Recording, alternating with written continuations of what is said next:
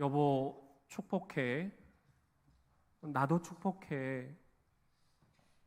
아내랑 저는 치유의 시간을 보내면서 매일매일 아침에 일어나면 서로를 축복했습니다.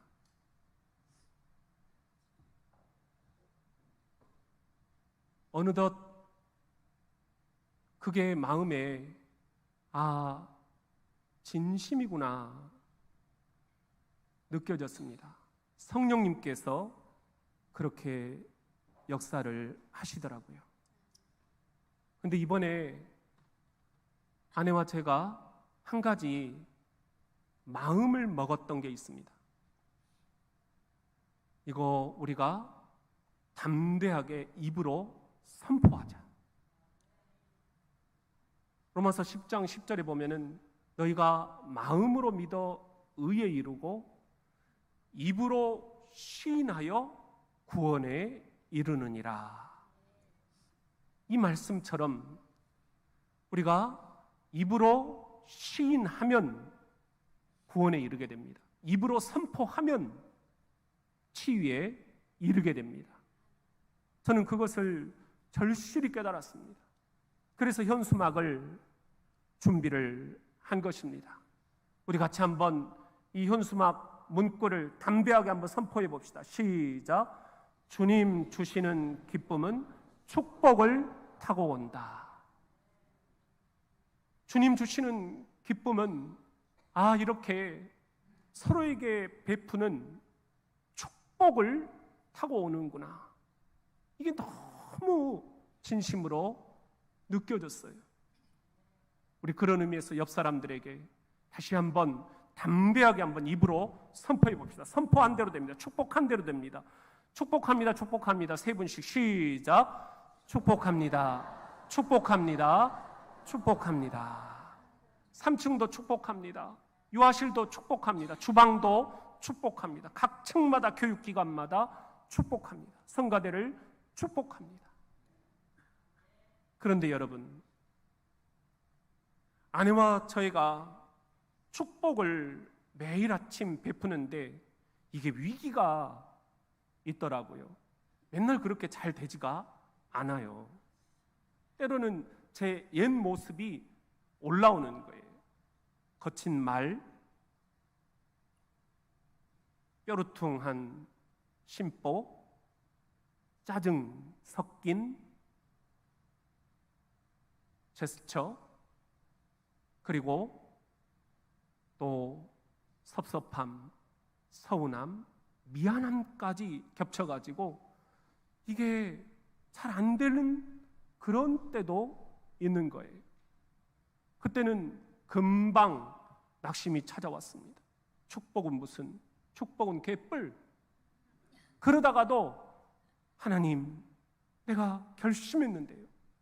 그리고는 회개하고 아내에게 화해를 청하고 또 다시 여보 축복해, I bless you. 그러면 또 아내도 I bless you. 저에게 또 축복을 해주면서 사르륵 풀리더라고요. 담임 목사인 우리 부부도 이렇게 매일 축복을 이어가는 게 쉽지가 않다면 우리 교우들은 세상 한복판에 살면서 가정에서, 직장에서, 일터에서, 교회에서 사람들에게 매일매일 축복을 베푼다는 게 결코 쉽지가 않겠구나. 여러분 어떻습니까? 저는 잘 압니다. 여러분에게도 저처럼 도저히 축복할 수 없는 사람이 한둘은 꼭 있다라는 것. 무엇보다도 먼저 여러분이 축복할 수 없는 사람은 나를 욕하는 사람들입니다. 그런 사람 축복할 수 있습니까, 여러분? 미국에서 국민들을 상대로 조사를 한다지요. 그런데 제가 이런 글을 읽었어요. 조사를 할 때마다 거기에 포함되는 질문이 있는데, 역대 대통령 가운데 당신은 누구를 가장 존경합니까? 그런데 이 설문조사에 한 번도 변동이 없었다는 거예요. 1위는 항상 누구로 나왔다? 그렇습니다. 에이브러함 링컨이었습니다. 링컨 대통령이 어떻게 해서 미국 국민들에게 가장 역사상 존경받는 대통령이 되어 있을까? 저는 그게 궁금했어요. 그래서 치유의 기간을 보내면서 도서관을 찾아갔습니다. 서점을 찾아갔습니다. 자료들을 뒤져보았습니다. 그리고 링컨 대통령의 흔적이 남아있는 곳을 발품을 팔아서 방문을 해보았습니다. 그랬더니 우리가 알고는 있지만 제 가슴에 이거구나, 그런 통찰이 들어왔어요. 노예 해방으로 정의의 칼날을 빼들었기 때문에 역사상 가장 존경받는 대통령이었다? 그것으로는 뭔가 설명이 부족한 거예요. 그 부족한 부분을 메꿔줄 수 있는 그 무엇, 저는 그것을 찾았습니다. 1855년이죠. 링컨이 특허권 분쟁 소송 때문에 변호인단을 꾸렸는데 변호사로 합류를 하게 됐어요. 그런데 그 변호인단에 링컨을 싫어하는 사람이 한 명 있었어요. 이름은 에드윈 스탠턴이라는 변호사였습니다. 누가 저런 시골 촌놈, 저런 긴 팔 원숭이를 이 변호인단에 합류시켰느냐? 그러면서 계속 인신공격을 하고 깔보고 욕을 한 거예요. 그럴 법한 게 링컨은 학력이 딱 6개월짜리입니다.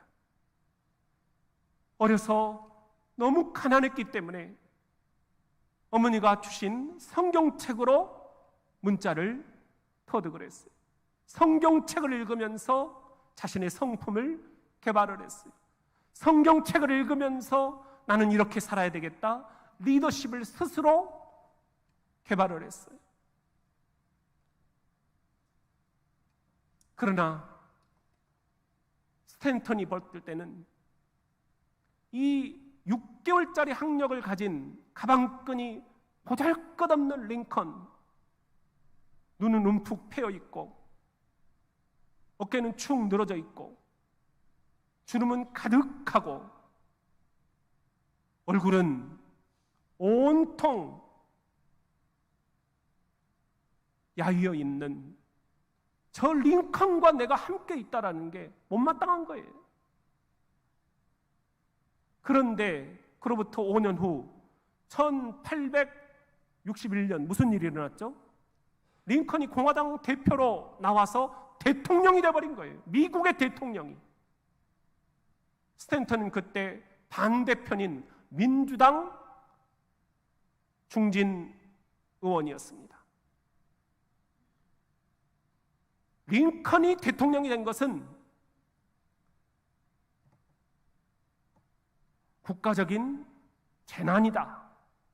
그러면서 링컨이 하는 정책을 계속 싸잡아서 욕을 퍼부었습니다. 조롱과 멸시를 퍼부었습니다. 그렇게 스탠턴은 링컨의 정적 역할을 했던 것입니다. 그해 4월 무슨 일이 있었죠? 남북전쟁이 터진 거예요. 링컨의 북군이 수세에 몰렸습니다. 이 전세를 뒤집을 수 있는 국방의 리더가 링컨에게는 필요했습니다. 누구를 국방장관으로 세울 것이냐? 그때 떠올린 인물이 누구였을까요? 스탠턴이었습니다. 사람들은 난리를 쳤습니다. 그 반발, 당신이 분명히 스탠턴에게 발목이 잡힐 것이다. 그러나 링컨은 단호했습니다. 그가 지금 나에게 적임자다. 스탠턴보다 더한 사람이 있으면 나한테 데려와라. 그는 스탠턴을 마침내 국방장관으로 임명을 했습니다.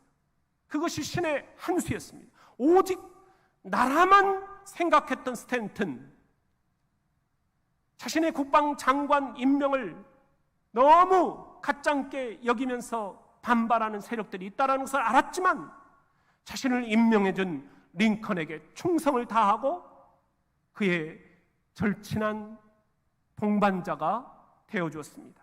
마침내 링컨의 북군이 스탠턴의 국방 리더십을 힘입어서 승리를 거머쥐게 되었습니다. 그로부터 4년 뒤 1865년 무슨 일이 있었을까요? 암살범 부시의 권총에 의해서 링컨이 사망을 했습니다. 그의 시신이 길 건너편 1층 가정집 침대에 눕혀져 있을 때 가장 오랫동안 슬퍼했던 이가 누구였겠습니까? 스탠턴이었습니다. 여기 역사에서 가장 위대한 인물이 누워 있노라. 시대를 초월해서, 세상을 초월해서 전 세계 온 역사의 재산이 여기 누워 있노라. 이제 그 이름 영원하리라. 사랑하는 성도 여러분, 자신의 정적을 전시 국방장관, Secretary of War, 보통 때도 아니고 전시에 어떻게 저 총이 나를 겨눌지도 모르는데 상대편 정적을 자신의 국방장관으로 앉힐 수 있었을까? 이것이 누구도 상상하지 못한 링컨의 리더십이었습니다. 아, 나도 이제 목회를 이렇게 전환해야 되겠구나. 링컨처럼 축복 목회, 국방장관으로 정적까지도 축복하면서 임명했던 축복 목회가 내 가야 할 방향타구나. 그런 이야기를 하고 있어. 오늘 우리가 읽은 본문이죠. 베드로전서 3장 9절에 보면은 욕을 욕으로 갚지 말고 도리어 복을 빌라, 이렇게 얘기를 합니다. 그렇게 복을 비는 축복 목회, 축복 생활, 축복 직장, 축복 가정이 되노라면 여러분, 이것이 너희를 위하여 하나님이 부르신 소명이다. 그러면서 여기에는 약속이 있나니 이는 하나님이 너희에게 이 복을 이어받게 하심이라. 여러분이 축복한 대로 그 축복이 여러분에게, 아니 여러분의 자손의 자손에게 계속 이어지는 약속이 이 안에 꿈틀거리고 있다라는 사실입니다. 나를 욕하는 사람, 우리 주변에도 한둘은 있습니다. 모두가 다 나를 좋아할 수는 없습니다. 여러분 직장 생활 하시면 모두가 다 여러분 마음에 들 수도 없습니다. 여러분이 모두에게 다 인정받을 수도 없습니다. 나를 욕하는 사람을 어떻게 할 것인가? 링컨처럼 오히려 복을 빌어주는 축복만이 그 해결책이라는 주님의 음성에 여러분 어떻게 생각을 하십니까? 두 번째로 내가 축복할 수 없는 사람들이 있어요.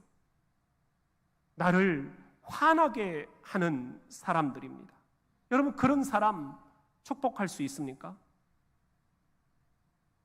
중국에 예수님을 잘 믿는 한 성도가 있었습니다. 가뭄이 들었는데요, 어느 날 논에 가보니까는 자기 논에 대놓은 물이 다 빠지고 없는 거예요. 보니까는 옆에 논으로 물이 다 빠져나가 버리는 거예요. 그래서 그 이웃집에 찾아가서 따졌습니다. 여보게, 이게 말이나 되나? 우리 논에 대놓은 물이 당신 논에 다 지금 가 있는 거 봤잖나?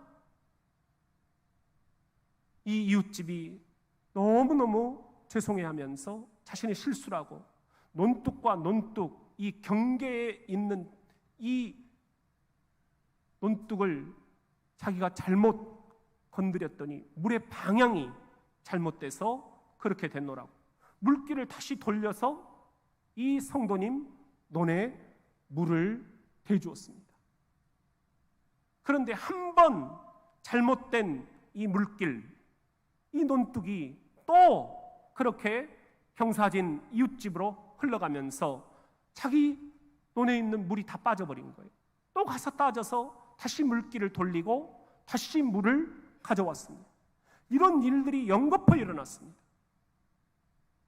그런데 그렇게 물길을 돌려서 내가 정당한 주장을 하고 물을 다시 뺏어왔지만 뭔가 마음이 불편했습니다.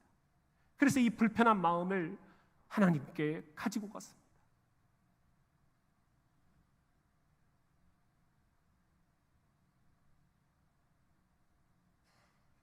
하나님, 나는 정당한 일을 했는데 왜 내 마음은 이렇게 편치 않습니까? 그때 하나님께서 이런 마음을 주셨어요. 아들아, 정당한 것도 좋지만 더 위대한 것을 해줄 수는 없겠니? 더 위대한 것이요? 그게 뭡니까? 내가 너에게 먼저 베풀어 준 것이 있잖니. 너도 나처럼 해라. 이런 마음을 주신 거예요. 아, 이거구나. 그래서 회개하고 깊이 기도를 한 다음에 이웃집 논에 갔어요. 그리고는 자신의 논보다 이웃집 논에 먼저 물을 가득 채워준 거예요. 그리고 나서 나머지로 자기 논에 물을 댔어요. 거기서 놀라운 기쁨이 찾아오는 거예요. 아, 이것이 주님이 주시는 기쁨이구나. 그 이후로 그 성도님 논에나 그 이웃집 논에나 물이 끊이질 않았습니다. 이것을 사도 바울이 이야기를 하고 있어요.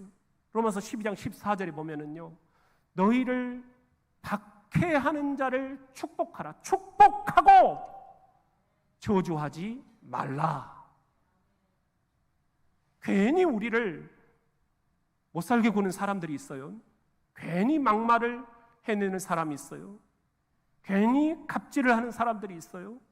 괜히 나를 비호하는 사람이 있어요. 괜히 나에게 박해를 하는 사람이 있어요. 그래서 내가 화가 나요.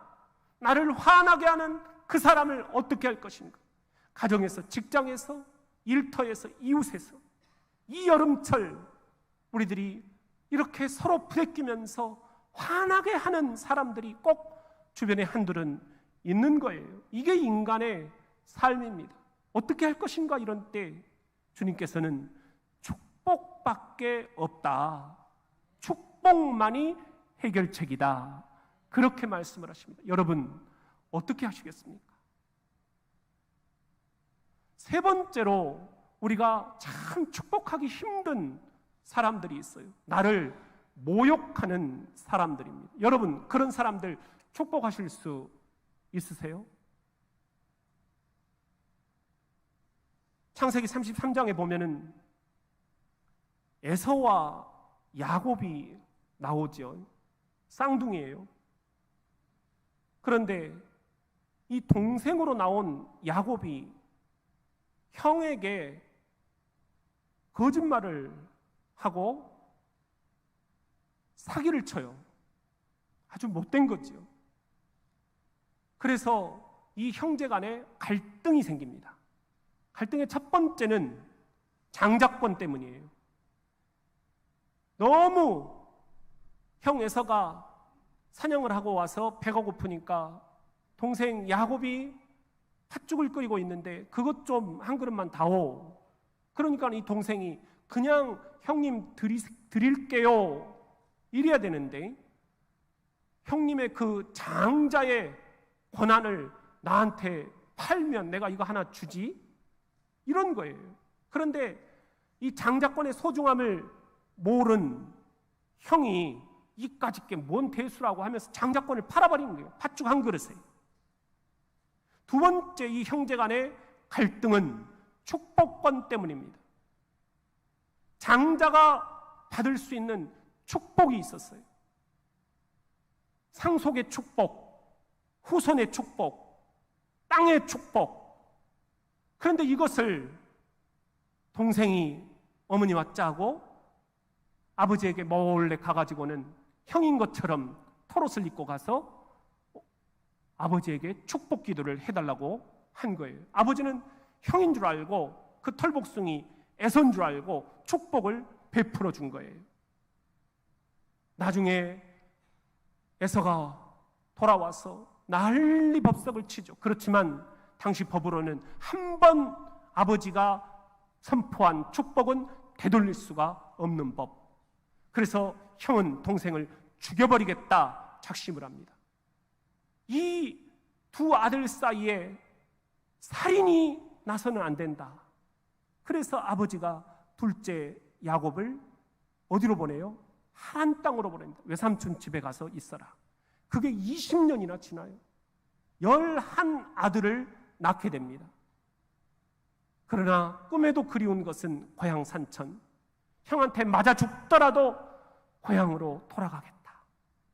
그래서 형에게 선물할 것들을 가득 준비해가지고 앞에 내세웁니다. 암양 200마리, 순양 20마리, 암염소 200마리, 순염소 20마리, 암소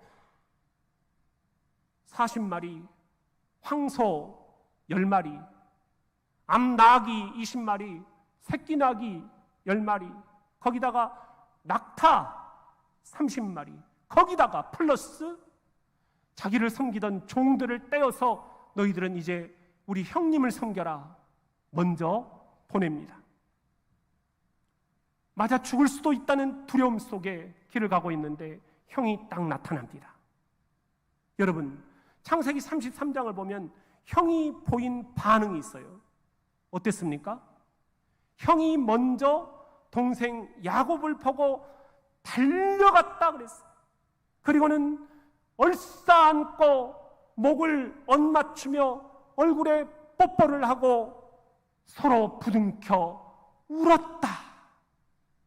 형이 먼저 그럴 수 있을까요? 여러분이라면 그럴 수 있을까요? 누가 이 형제의 갈등의 고리를 풀 수 있겠는가? 형밖에 없다는 것. 형이 동생에게 나 다 잊었다. 우리는 형제잖니. 우리는 형제잖니. 우리 이제 같이 살자. 그러면서 화해를 청한 거예요. 이 화해가 이루어진 거예요. 예수님께서 진즉 이 에서의 모욕감을 아셨습니다. 왜냐하면 예수님도 당해보셨기 때문입니다. 십자가에서 얼마나 저주를 받으셨어요? 십자가에서 얼마나 모욕을 당하셨어요? 그때 예수님이 저들이 모르고 저러오니 저들을 용서해 주옵소서. 예수님께서 생각하시는 방향은 딱 하나예요. 누가복음 6장 28절에 보면은 너희를 위하여 저주하는 자를 축복하라. 너희를 위하여 모욕하는 자를 기도하라. 이것밖에 길이 없다. 주님은 너무나 잘 아셨던 것입니다. 여러분, 어떻게 하시겠습니까? 살다 보면 가정에서, 직장에서, 일터에서, 이웃 사이에, 아니 교회 안에서마저도 생각의 차이로, 혹은 신앙 색깔의 차이로, 혹은 성격의 차이로 나를 욕하고 나를 화나게 하고 나를 모욕하는 이가 한둘은 생겨날 수 있습니다. 이것은 지극히 정상입니다. 이것을 풀어가는 게 목회입니다. 이것을 풀어가는 게 신앙입니다. 그것은 축복밖에 없습니다. 축복만이 정답입니다.